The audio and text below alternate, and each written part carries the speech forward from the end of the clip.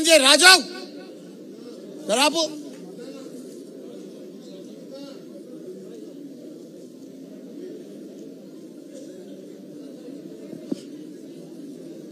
అందరికీ నమస్కారం. నా తర్వాత పెద్ద సారే మాట్లాడతాడు, మన కేటీఆర్ సారు. ఆ తర్వాత మంచిగా భోజనాలు ఉన్నాయి. మీరందరూ టెన్షన్ పడకుండ్రి. పర్ఫెక్ట్గా 15 నిమిషాల ప్రోగ్రామ్ సెటిల్ అయిపోతుంది. మా పెద్ద సార్ ఉన్నప్పుడు నేను కూడా ఎక్కువ మాట్లాడా, అంతా మా సారే మాట్లాడతాడు.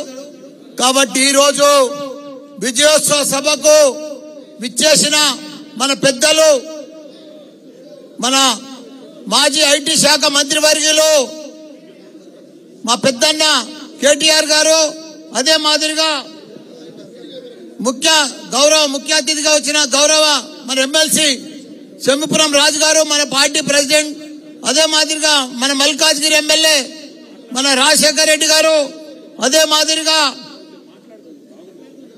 మాదిరిగా మన మేయర్లు, మన పార్టీ ప్రెసిడెంట్లు దయాకర్ రెడ్డి గారు, సంజీవరెడ్డి గారు, శ్రీనివాస్ గౌడ్ గారు, రమేష్ గారు, కొండల్ రెడ్డి గారు, మిగతా మా ఎంపీపీలు, సర్పంచ్లు, జెడ్పీటీసీలు, సర్పంచ్ల అధ్యక్షులు, కార్పొరేటర్లు, కౌన్సిలర్లు,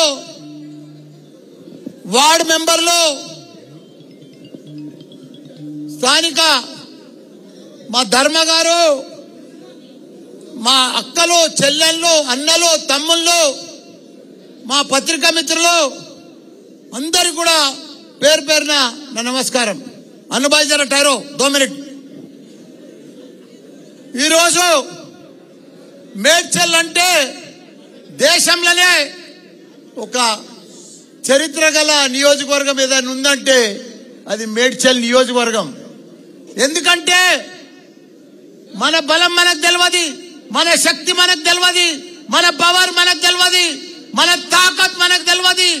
దేశంలోనే పెద్ద నియోజకవర్గం, 3 కార్పొరేషన్లు, 7 మున్సిపాలిటీలు, 61 గ్రామ పంచాయతీలున్న ఏకైక నియోజకవర్గం ఏదైనా ఉందంటే అది మన మేడ్చల్.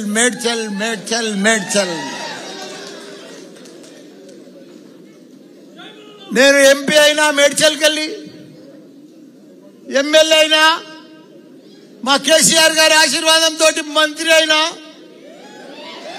మళ్ళా ఎమ్మెల్యే అయినా మీ అందరి ఆశీర్వాదంతో 10 మున్సిపాలిటీలను, 3 కార్పొరేషన్లను, 7 మున్సిపాలిటీలను అందరినీ గెలిపించుకున్నాం. అదే మాదిరిగా జిల్లా పరిషత్ చైర్మన్ గెలిపించుకున్నాం, 44 40 ఎంపీటీసీలను గెలిపించుకున్నాం, 61 55 సర్పంచ్లను గెలిపించుకున్నాం. 210 మంది కార్పొరేటర్లు, కౌన్సిలర్లు ఉంటే 190 మందిని గెలిపించుకున్నాం. ప్రతిదీ కూడా 95%. నేను మంత్రి అయినాక గెలుపంతా బీఆర్ఎస్, కేసీఆర్, బీఆర్ఎస్. ఆ మాదిరిగా మేడ్చల్ని అట్లా అభివృద్ధి చేసిన. ఇప్పుడు 2 ఏళ్లు నాకు కరోనా వచ్చింది, రాష్ట్రంలో దేశంలో మొత్తం. అయినా కరోనాలో అందరినీ, పేద ప్రజలను హాస్పిటల్ కానీ మంచి చెడ్డ అన్ని ఆదుకున్నాం. మా కార్పొరేటర్లు, సర్పంచులు, ఎంపీటీసీలు, జెడ్పీటీసీలు ప్రతి ఒక్కరు కూడా ఒక సైనికుల మాదిరిగా పనిచేసి కరోనాలో కూడా మంచిగా ఆదుకున్నాం. ఆ తర్వాత గ్రామ పంచాయతీలలో డబ్బులు లేకపోతే నా సొంతం డబ్బులతోటి 61 గ్రామాలల్లో మా అక్క చెల్లెళ్లకు మట్టి అంటొద్దని ప్రతి గ్రామంలో, ప్రతి వీధిలో రోడ్లు వేపించండి మీ మల్లన్న.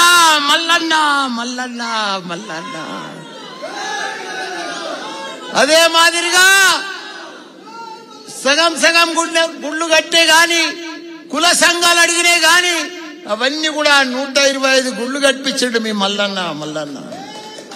ఎక్కడ కూడా 61 గ్రామాలలో ఇంత పని లేకుండా చేసిన ఎలక్షన్ల కంటే ముందే, మీకు ఓటు అడిగే కంటే ముందే అన్ని పనులు చేసి అప్పుడు ఎలక్షన్ కు బయలుదేరినా.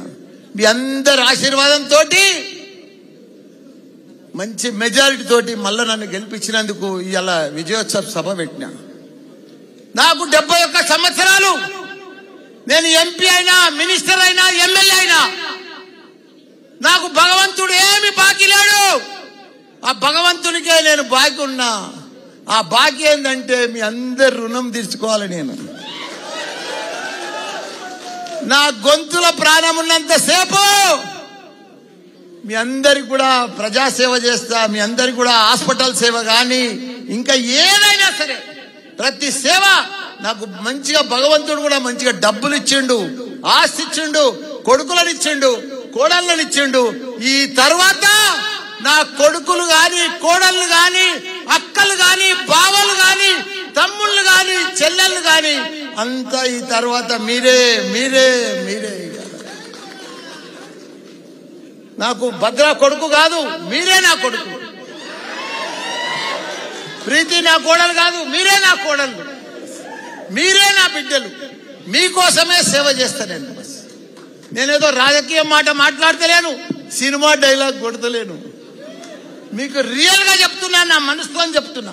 ఎందుకంటే మీకు తెలుసు ఈ 4 ఏళ్లలో మీకు ఏదైనా హాస్పిటల్ బాధ వచ్చినా క్యాంపులు పెట్టి మీ అందరికి కూడా హెల్త్ క్యాంపులు పెట్టి మా హాస్పిటలే కాకుండా మా అల్లుని హాస్పిటల్, మా తమ్ముని హాస్పిటల్, 4 హాస్పిటల్లో అసలు ఎక్కడా లేని రూపాయి తీసుకోకుండా మా అల్లుడు కూడా సేవ చేస్తున్నాడు. ఇవన్నీ కూడా జరుగుతూ ఉన్నాయి హాస్పిటల్లో. ఇవన్నీ చేస్తా ఉన్నాం. ఇసొంటి లీడర్ దొరకడమ్మా, దొరకడు. మల్లన్న సొంటి లీడర్ దొరకడు.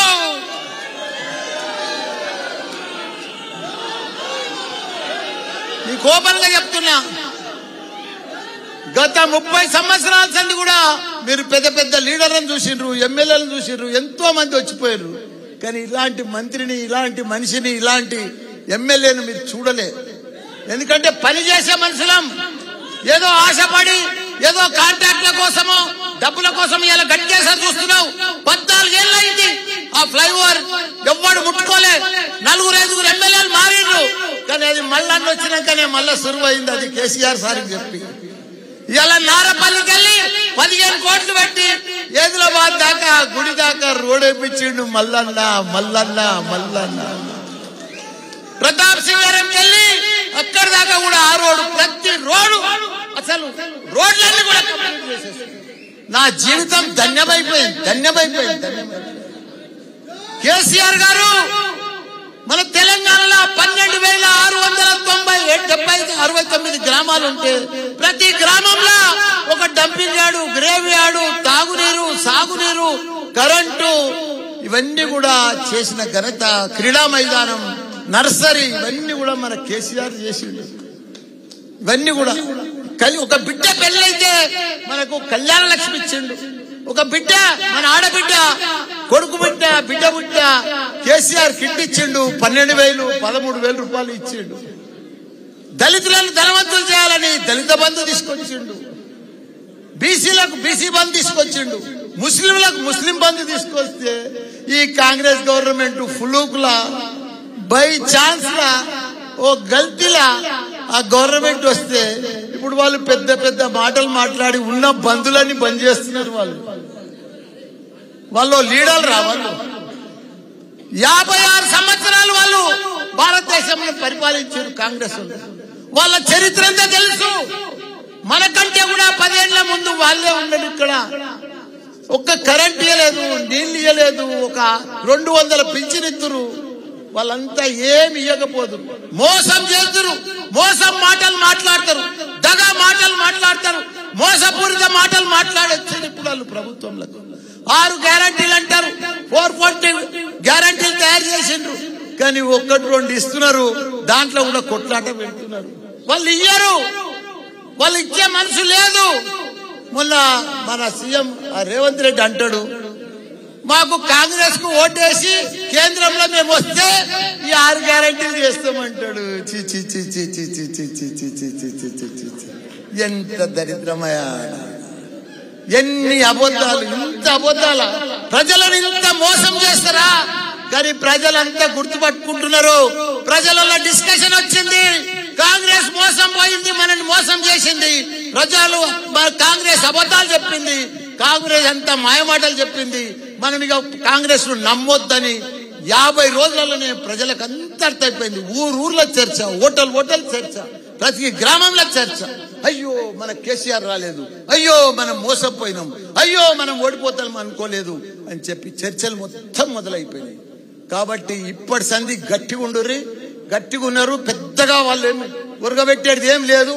వాళ్ళ మీదనే ఆల్రెడీ వాళ్ళ కేంద్ర ప్రభుత్వంలో కూడా జోడో యాత్ర చేస్తే రాహుల్ గాంధీ అంత చోడో యాత్రలు అయిపోయింది. మమతా బెనర్జీ వెళ్ళిపోయింది, వాళ్ళ ఇండియాల కూటమిలోకి వెళ్ళి ఆప్ వెళ్ళిపోయారు, పంజాబ్ వెళ్ళిపోయారు, నితీష్ బీఆర్ ఆయన వెళ్ళిపోయాడు. ఆడ ఎవ్వరు మిగిలలే, ఒక్కడే మిగిలిండు రాహుల్ గాంధీ. ఆయన ఎవ్వడు వస్తలేడు. ఇండియా కూటమి లేదు, పీటమి లేదు. అంతా వాళ్ళు మనని కేసీఆర్ ను ఇన్ని అభివృద్ధులు చేస్తే మన కేసీఆర్ ను బొంద పెడతా అంటారు, మన బీఆర్ఎస్ పార్టీ బొంద పెడతా అంటారు, పని చేసిన వాళ్ళు బొందలు పెడతా అంటారు. వీళ్ళకి ఇప్పుడు బొందలు పెట్టేటోడు తయారైండా మోడీ. వీళ్ళని ఇడివాడు ఇట్లా గొంతు పిసికి పిసికి పిట్టని పిసికినట్టు పిసుకుతాడు. ఆ మోడీ సంగతి వీళ్ళకి తెలుసు. ఇదివరకు పోయిన 5 ఏళ్లలోనే 8 మందిని పిసికేసాడు. ఇప్పుడు ఇంకా 3 బాకీ ఉన్నాయి. ఈసారి మొన్న ఎంపీ ఎలక్షన్స్ కాగానే పిసికి పిసికి పిసికేసారు. వీళ్ళు అనుకుంటారు పేద మేము ఉద్ధరిస్తాం, ఇడ అది చేస్తాం ఇది చేస్తాం అనుకుంటారు, కానీ ఏమీ చేయలేరు. ఎందుకంటే కాంగ్రెస్ సంగతి అంతా మనకు తెలుసు, కాంగ్రెస్ ఎమ్మెల్యేల సంగతి తెలుసు. ఇప్పుడు గెలిచిన వాళ్ళ సంగతి తెలుక. ఇప్పుడు ఏమంటారు, మాకు ఏం అప్పులు చేసిపోయిందంటారు. అభివృద్ధి చేసినప్పుడు కాళేశ్వరం ఎవడు కట్టిండు? 46,000 చెరువులు ఇలా మే జూన్లో నిండు కుండ లెక్క ఉంటున్నాయి, గలగలలాడుతున్నాయి. ఎక్కడ చూసినా చేపలు. మన బెస్తోళ్ళు, మన ముదిరాజు సోదరులు పైసలే పైసలు, పైసలే పైసలు. ఇలా కుర్మోళ్లకు ఆయనతో గొర్రెలు బంధు, బెస్తోళ్లకు ముదిరాజులకు చేపలు బంధు. ఇక అన్ని బందేగా ఇడికెళ్ళి మీకు ఏది వచ్చేది లేదు. మనం కేసీఆర్ గారు ఎన్ని స్కీమ్లు ఇచ్చారో అవన్నీ కూడా వాళ్ళు బంద్ చేసుకుంటూనే ఉంటారు. అరే దమ్ముంది కదా, 4,000 ఇస్తాను కదా, ఆన్లైన్ లో మనకు ఆ పింఛన్ వస్తలేదా? 2,000 మనం ఇస్తూనే ఉన్నాం. మీరు 200 ఇస్తే ఇప్పుడు 2,000 ఇస్తున్నాం. నువ్వు 4,000 ఇస్తాను కదా, 4,000 అయ్యి ఆన్లైన్ అయ్యి అప్పు చేసాయి. ఎవడన్నా వద్దంటున్నారు, మేము అప్పు చేయొద్దంటున్నామా? అప్పు చేసి పేద ప్రజలకు ఏదైతే మాట ఇచ్చినో ఆ మాట ప్రకారం అయ్యి రైతు బంధు అయ్యి 15,000 ఇస్తాను కదా. ఇప్పటిదాకా గతి లేదు, గతి లేదు. 2 ఎకరాలకు వేస్తున్నాం. అప్పుడు అవి దేనికి సరిపోతలేవు. ఇదే ఆ లెక్కను. సీఎం 9 తారీఖు నాడు ప్రమాణ స్వీకారం చేసినాడు. నువ్వేం మాట చెప్పినావు? రాకముందుకు ఏం మాటలు చెప్పినావు? నేను 9 తారీఖు అన్నీ చేస్తా, ఇందిరమ్మ సోనియమ్మ రాజ్యం అన్నావు. ఏది రాజ్యం? ఎక్కడ రాజ్యం? పైసలే లేవు. ఉన్నాయని ఎప్పుడు వచ్చినాయని వాళ్ళు ఏమంటారు? ఇంకా మేము లంక బిందెలు వచ్చి ఉంటాయని అనుకున్నాము, మాకు ఉట్టి బిందెలు అని. లంక బిందెలు పెట్టిపోతే వీళ్ళంతా పంచుకుందరు. ఇక మంత్రులు మంచి ఒక్కరికి అవగాహన లేదు, ఒక్కరికి అడ్మినిస్ట్రేషన్ లేదు, ఒక్కరికి కరెక్ట్ పరిపాలన తెలియదు. మన సీఎం కేసీఆర్ ఒక గొప్ప మహాత్ముడా. 40 ఏళ్ళు చరిత్ర ఉన్నది ఆయనకు, రాజకీయం చరిత్ర.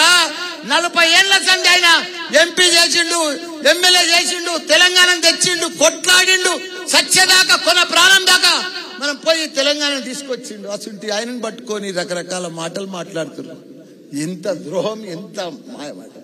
ఇదే వాళ్ళ మర్యాద, ఇదే వాళ్ళ క్రమశిక్షణ, ఇదే వాళ్ళ పార్టీ లక్షణాలు. అభివృద్ధి చేసినానే చంపుతారు, అభివృద్ధి చేసినానే బొందబెడతారు. ఎంత ద్రోహం.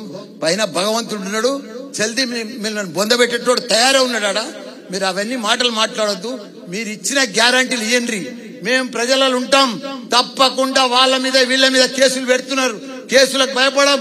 నేను అక్కలు చెల్లెళ్ళు మీ అందరికి కూడా నేను వాచ్మెన్ లెక్క పనిచేస్తా, మీ ఎంబడే ఉంటా. నాకు వేరే పనేం లేదు. మిమ్మల్ని కాపాడుకునే బాధ్యత నాదే. వాడో వీడో చిన్నగాడు బొడ్రగాడు వస్తే ఎవరికి భయపడేది లేదు. తప్పకుండా మన కేటీఆర్ ఉన్నాడు, కేసీఆర్ ఉన్నాడు, అందరం ఉన్నాం. నేనున్నా, మీ మల్లన్న ఉన్నాడు. ఇంకా కాని పనులు కూడా నా సొంతం డబ్బులతోనైనా మీకు చేసి పెట్టే బాధ్యత నాదే అని కూడా మీ అందరికి కూడా మనవి చేస్తున్నా.